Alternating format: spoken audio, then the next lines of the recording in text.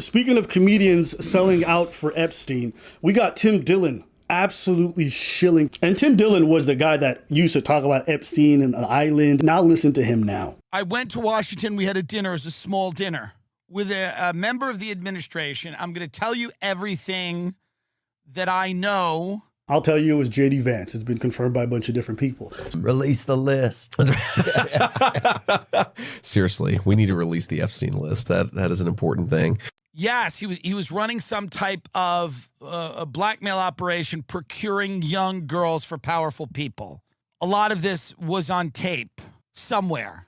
When Pam Bondi came out and said, I have 10,000 hours of evidence, what was told to me is that is porn Epstein downloaded from the internet. It is not the tapes of powerful people in compromising positions. And do I know what is on those tapes? Absolutely not. I really don't want to know. Those tapes are pornography, some legal, some probably not. What are you talking about? Some legal, some probably not. They've already confirmed that there's a lot of child-related stuff on there. There are tens of thousands of videos of Epstein with children or child. How is that ever legal? But there is no tape of Bill Gates or Donald Trump or Bill Clinton engaging in activity with a minor. Again, this is told to me at a private dinner. Trump and Epstein were friends for a very long time. The nature of their relationship is kind of a mystery to a lot of people. Epstein said, this guy was my best friend, I think, at one point. I think Trump and Epstein fell out over a house they both wanted to buy. I know that Epstein hit on a young girl at Mar-a-Lago and Trump kicked him out. I'm unaware of that. People got mad at me on the last episode. They're like, you're covering for Trump. And I'm like, I'm not covering for Trump. Trump has never been accused of anything with an underage person. There's a lot of things that have been alleged in regards to him and how he ran his pageants. Him walking in on a girl's change room where a lot of women, young girls underage, were naked, and he's just walking in because he feels he owns the spot. There's a lot of things that have been alleged about Trump. So that's not entirely true. And again, when it comes to people like Tim Dillon, they're trying to do both things. They're trying to save face in front of their audience and at the same time not make the Trump admin look bad. What you have to listen for is not what he says, but what he doesn't say. Notice how he frames the whole thing. He frames it as there's no evidence of this. Trump was friends with him. That is true, but he kicked him out. Why don't you include all the details that have been alleged about Trump? Donald, a pal is a wonderful thing. Happy birthday, and may every day be another wonderful secret. Well, if that's Trump, not ideal. Why are they using softening and like ambiguous language? When they were saying release the files, they were saying release the files. Yes. Make sure they get out. Yes. The files. Yes, the files. Yes. They're the ones that we wanted to release. Yes. Not the actual files. Not the files. The pedo files need to be released. The pedo that released those. Yes. They're great. We love them in public. I think we have in to, office. No, potentially. You have to cancel the part because you did the opposite. No. What we wanted to release were the files. Yes, the files. Ghislaine Maxwell might get out. Of course, might get out. But why wouldn't she get out? Because apparently there's nothing. There's no ring. There's no ring. Even throughout this interview, you know what this guy says? He never holds Trump's feet to the fire. He says, "Fire Pam Bondi, fire Kash Patel." You got to release everything you've got and fire these people, unless it's just not going to go well. You can hang out with someone even, but you need to prove that you are not in any way associated with this part of this man.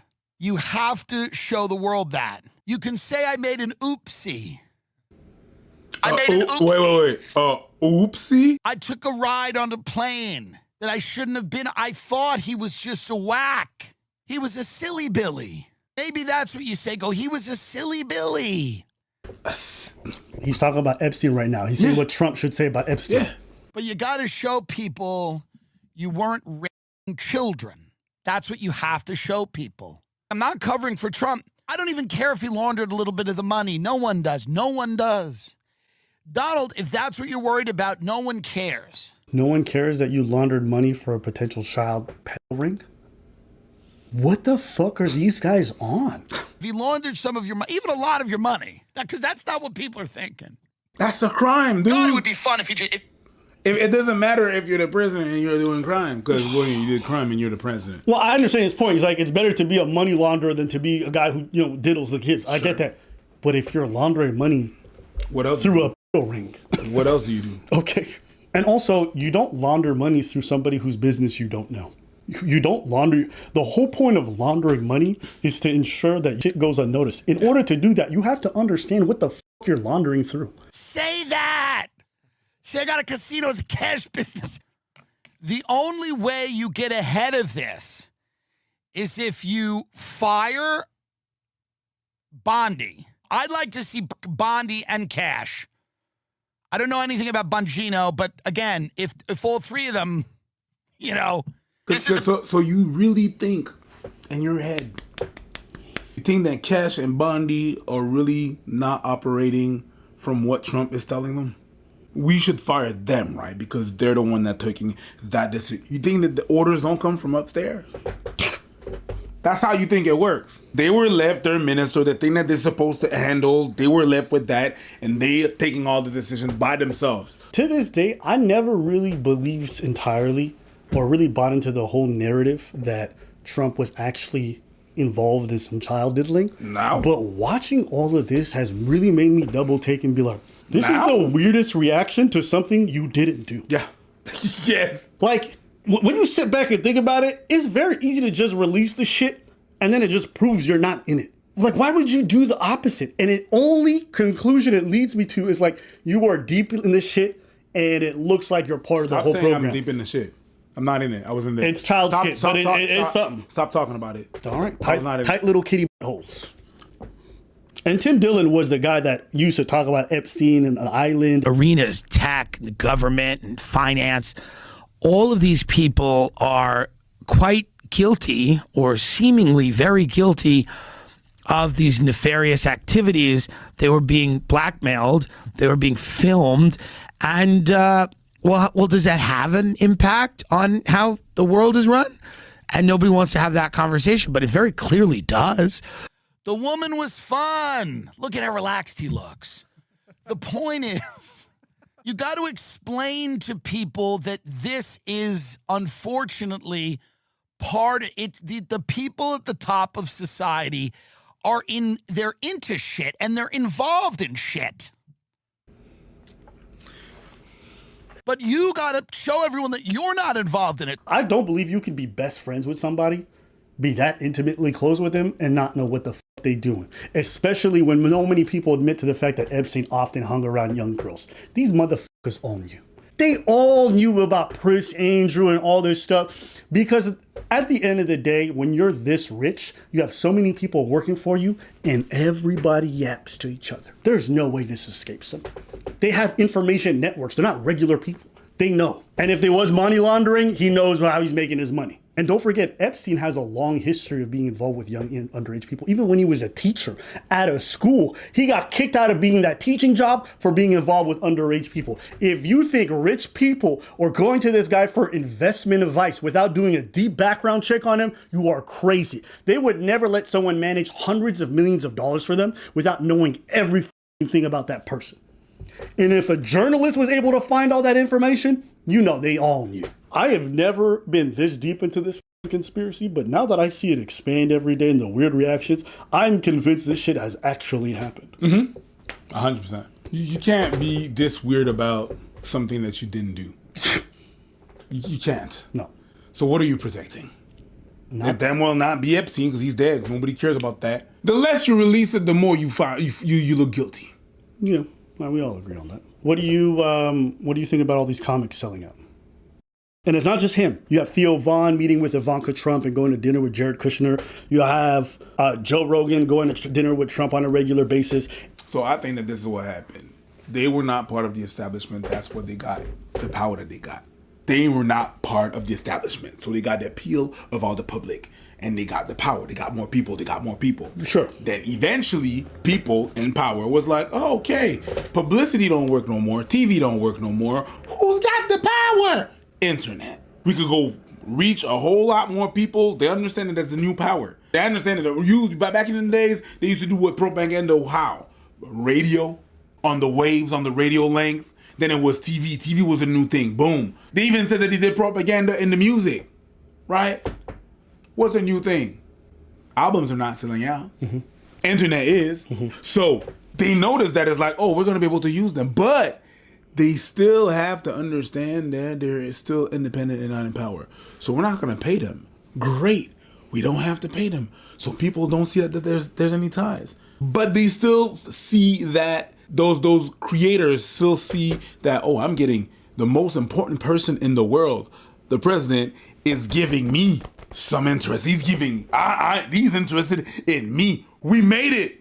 They wanted all the benefits, but none of the responsibilities of actually appealing to that base. Anybody who has the ability to go to dinner with these people, you should be highly suspicious of. There should be no time that you are meeting for dinner casually on a regular basis with the very people you're supposed to critique. I can tell you this. I've critiqued people that I've worked with before or have done collabs with. They don't want to ever go to dinner again. I'm okay with that.